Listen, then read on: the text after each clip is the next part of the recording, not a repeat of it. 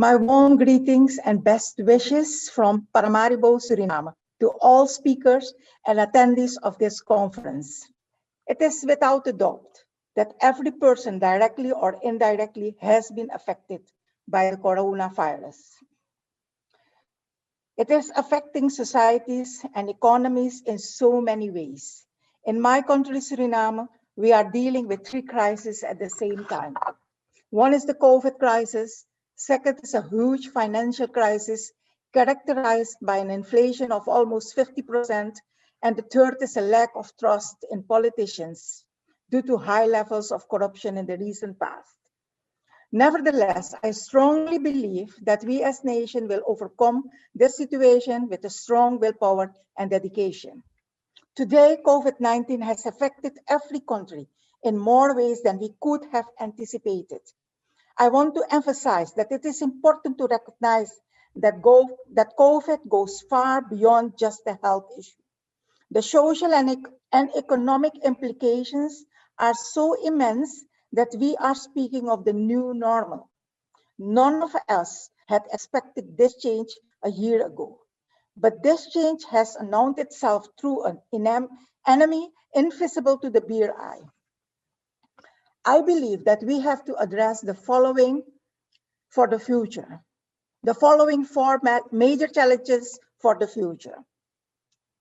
Dealing with change in so many areas that it increases levels of stress and will impact the health of a lot of people. Dealing with social isolation. We are social beings, not used to live isolated, and now we are expected to stay home and avoid social gatherings. This is a total shift. 3, redefining the importance of values, such as individual freedom versus restrictions for general interest, keeping businesses open or closed, public health versus economic benefits. We face dilemmas, difficult and hard choices for government leaders. Principles of good governance such as transparency, accountability, and participation are all under pressure. There is also a declining trust of the public in government leaders. And the fourth challenge is the increasing poverty and inequality.